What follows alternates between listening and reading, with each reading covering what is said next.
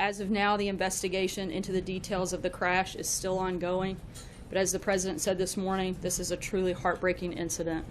The thoughts and prayers of the entire administration are with the friends and families of the Marines who died in this tragic accident.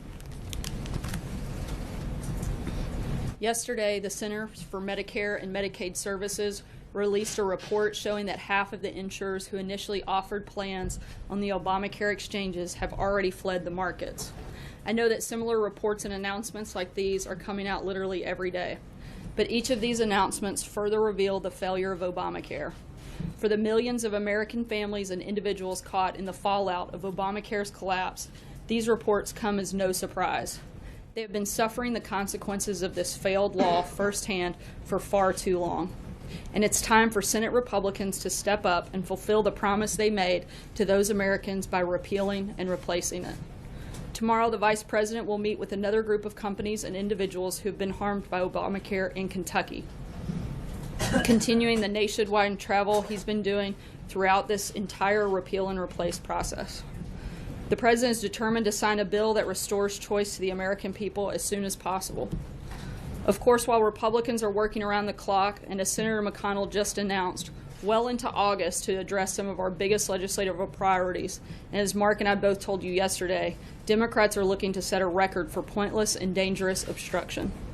I know Mark went through some of the numbers with you yesterday, but there are just a few that I find truly astounding and would like to reiterate. While more than 90% of the previous administration's nominations were confirmed by a simple voice vote, Democrats in the Senate have allowed only approximately 10% of President Trump's nominees to be voted on in that way. As I mentioned, we're coming up on the August recess of President Trump's first term, by which point the Senate has confirmed 69% of President Obama's nominations. Less than a month out from that same point, the Senate has confirmed only approximately 23% of President Trump's nominees. These numbers show the Democrats' true colors. They're willing to play political games with the safety and security of the American economy and the American people, rather than work with this administration to solve the serious problems our nation faces. It's shameful that they are shirking the responsibility of the American people to put them in office to carry out, to protect and promote our nation and its citizens. It's well past time that Senate Democrats stop this unprecedented obstruction. And with that, I will take your questions. Kevin. Thanks, Sarah. At what point did the President discuss with Donald Trump Jr. that meeting? Have you had a chance to get a sense of what he feels about this entire story as it continues to unfold? What's your sense on that? And then a follow-up.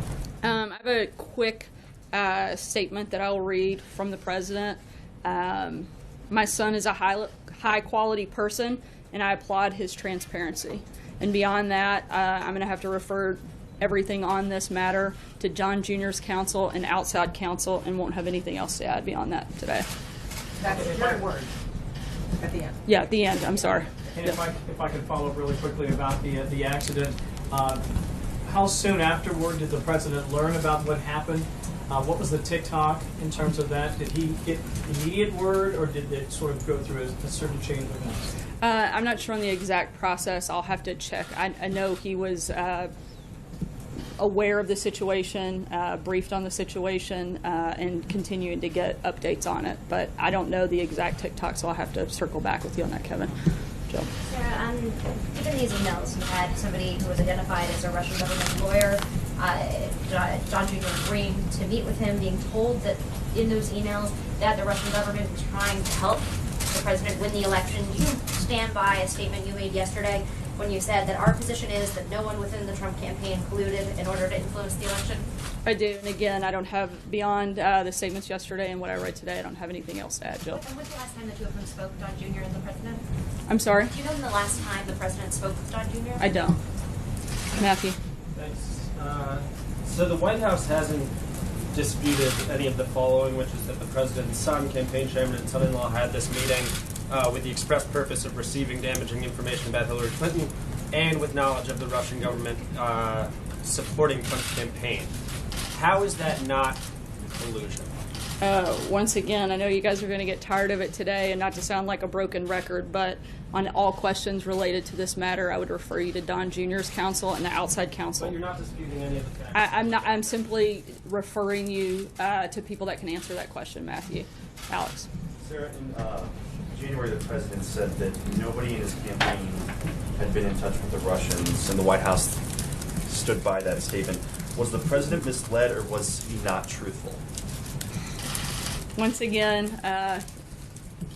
to repeat myself, I'm going to refer you to the outside counsel, and I don't have anything else to add. Sarah, can we ask you, why were you interested in answering the questions yesterday, and why the president is not answering the questions himself, either through you or directly today? The president. What changed between yesterday and today? Look, the president gave a statement on the matter, which I read to you, and like I've said, I don't have anything else to add beyond that. Is the president still of the mind that he would like the investigation under the special counsel and the committees on Capitol Hill to work as expeditiously as possible, and he wants to cooperate and wants his family members and his top aides here at the White House to cooperate? Absolutely.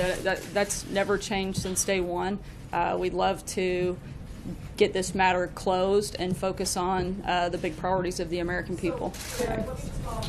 So by not answering questions directly himself or through you, is that in his mind expediting the investigation, or is it blocking the investigation? I'm not going to get into the back and forth on that. Maggie? Sarah, when the White House says there was no collusion, what does the White House mean? What is the definition of collusion? Again, I've said all that we're going to say on that matter, and anything further, you guys are going to have to reach out to outside counsel. April. Sarah, the words collusion have been used.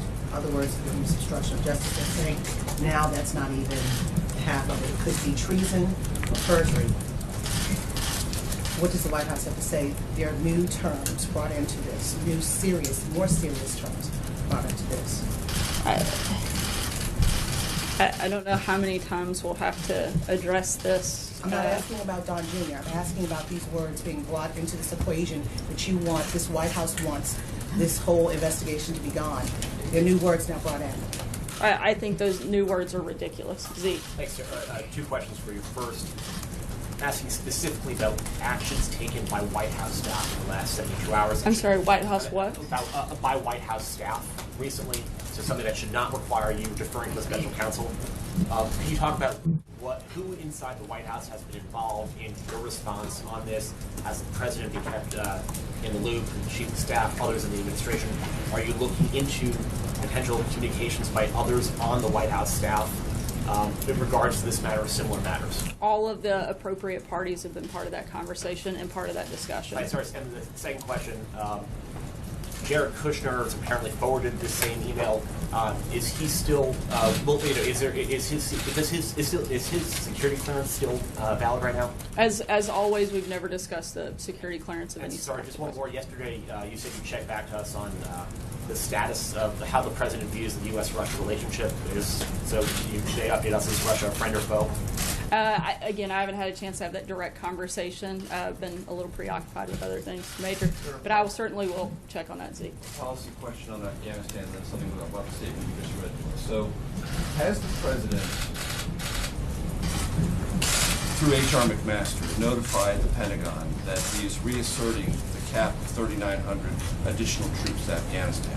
Initially, it was reported that he had given the Pentagon in General Mattis authority to increase the troop numbers in accordance with the strategy.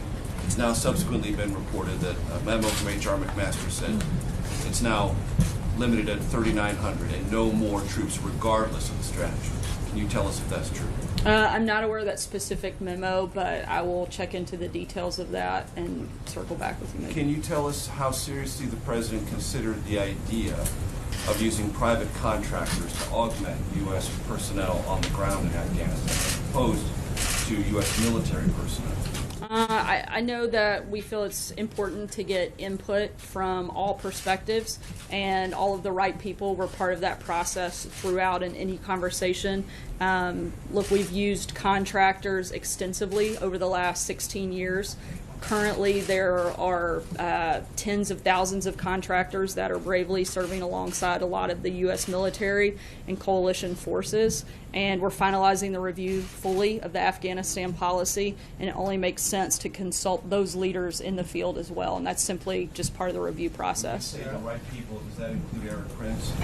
I'm sorry, I meant from our inside internally. All of the right people would be part of that process in terms of national security Can team. you confirm if Eric Prince was part of the conversations about the contract? I can't, but I cannot at this time, but I'll check and let All you right, know. not on the president's statement, because you can talk about that, I would assume, since you read it to us.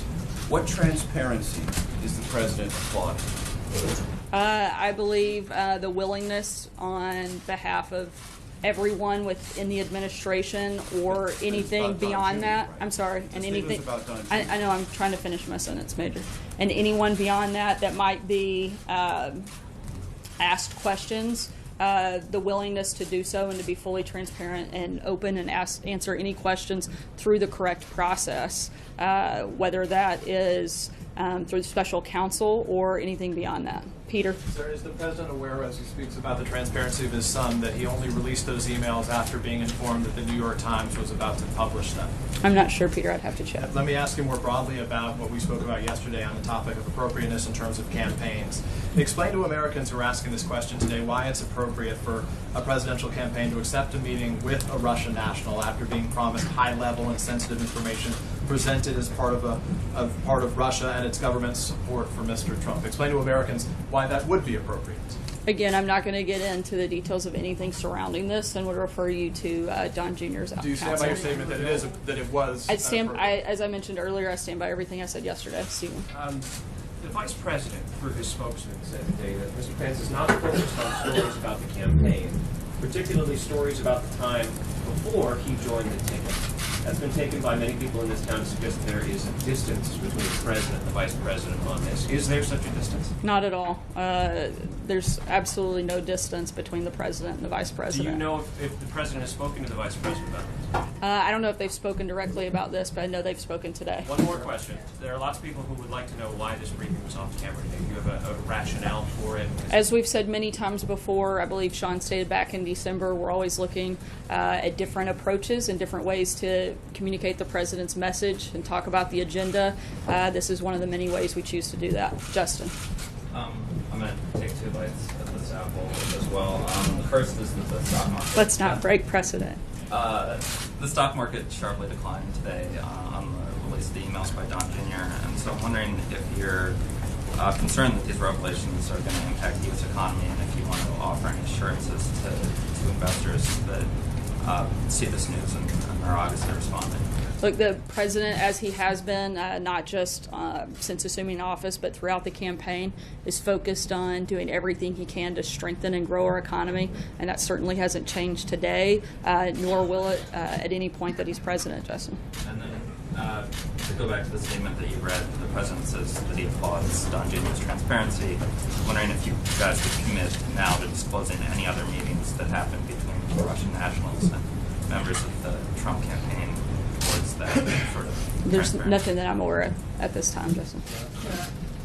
Yesterday, you compared the meeting to Hillary Clinton's campaign's coordination with Ukraine.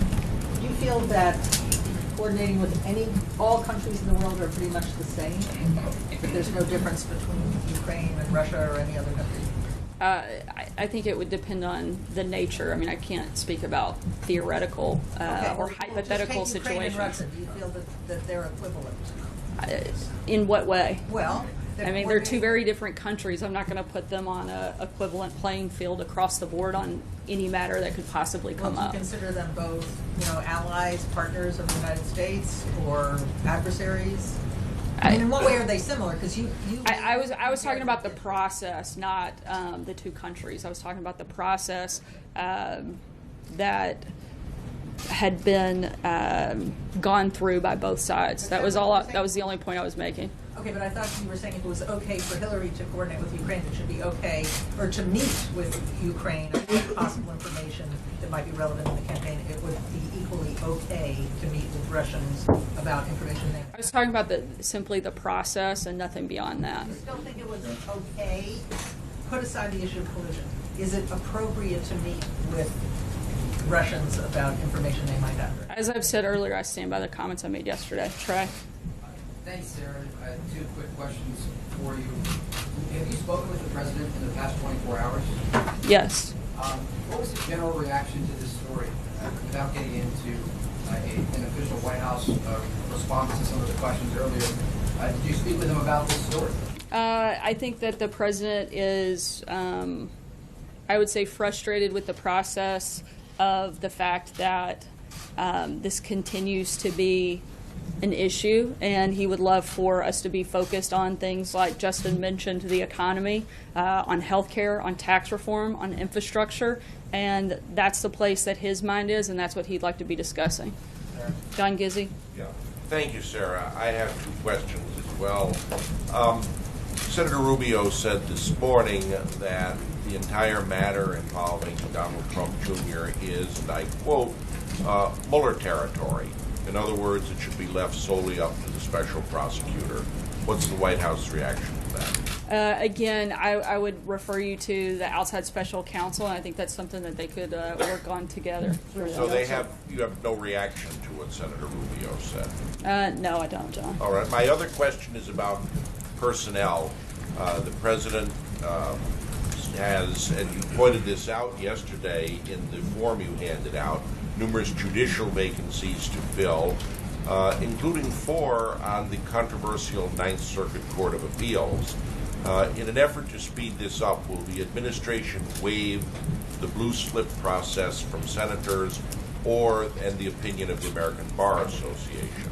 I don't know if those conversations have taken place about whether or not to waive that in order to expedite, but I'll be happy to check into it for you. Olivier? Thanks. I have 3, but I'll try to be quick. 3? Secretary Mattis said about a month ago that you guys would be rolling out the Afghanistan strategy by mid-July. Does that still hold? I know that the plan is to roll that out after there's been a full review process, and I don't have anything beyond that at this point. I know they'd like to do that soon. Okay, you don't have anything beyond it. Be that as it may, what role does the president see for himself in terms of explaining the strategy to the American people? Does he plan a primetime address? Does he plan a press conference? Does he plan a national tour? How implicated do you think he will be in selling the new strategy to the public? I think those things will be determined once the new strategy is finalized. Last one. Whose decision was it to provide relatively limited answers today to the Don Jr. Questions? Is it a lawyer? Did the White House counsel instruct you not to do this? Is it a communications decision? Who made that decision? The appropriate parties were part of the conversation. That decision was made internally. Jordan? Thanks, Sarah. The administration missed its deadline to make a decision on steel tariffs. Can you give us an update on where that decision stands? Can we expect a decision this week? Yeah, the report and any recommendations within that report are going through a normal interagency review process. And as soon as that's completed, that'll be released, hopefully in short order. Is there a reason for the deadline? Look, this is a self-imposed deadline, and they're working to get it through the final review process as quickly as possible. John? Thanks a lot, Sarah. In the conversation that you had with the president, did he give an indication to you that these stories that we see come out day after day in the New York Times specifically are in any way self-inflicted? After all, it's the meeting that Don Jr. had with this Russian lawyer that has precipitated all of this. No, and I think the president's made it pretty clear his position on this entire process. When you have that conversation with the president, do you ask him, just so you can speak with us and inform us, do you say, what was the nature, from your understanding, Mr. President, about the conversation that your son and these other 2 individuals had with this Russian lawyer? I didn't have that type of conversation. The conversations I have are the goal is to get information that I can best communicate to you guys, whether it's on healthcare or infrastructure or tax reform or any other matter. The way those conversations play out are going to vary from topic to topic. Go ahead. Yes, ma'am. On sanctions, I wanted to ask, is the White House suggesting or asking for new language to insert kind of a tweak to give the president the waivers, the national security waivers that you're seeking? Or is the White House wanting to see the bill canceled altogether or killed altogether? As I said yesterday, the president's committed to maintaining the existing sanctions against Russia until Moscow reverses the aggressive actions against Ukraine that triggered the sanctions. And President Trump reaffirmed this position at the G20 last Friday. But this is more about foreign policy and having the flexibility to negotiate with other countries. And this includes working with allies and partners to present a united front to common foes. And we remain committed to working with Congress on those issues. Thank you. With the sorry, you just approached my question. I'm sorry. Can you call on me next, sir? Sure. Okay, thank you. With Mosul now in Iraqi hands, does the president have a strategy for the future of Iraq, for U.S. involvement in Iraq? Those are continued conversations, and as we have announcements on it, we'll let you guys know. Thanks, Sarah. Sarah, I'm gonna take this one. I promised I'd come to him next. Is President Trump now aware of the Russian government effort to influence the campaign in his favor? I'm sorry? Is the president now aware of the Russian government effort to influence the campaign in his favor? Again, I'm not going to answer any questions on that matter. And a follow up on that. Yesterday, you were asked when the president learned of the Donald Jr. meeting, and your response was, "I believe in the last couple of days is my understanding." Is there any reason that we should think that answer would change today? Have you learned anything new that would change your response there? No, I haven't. Thanks, guys, so much. What about a comment on Jared Kushner?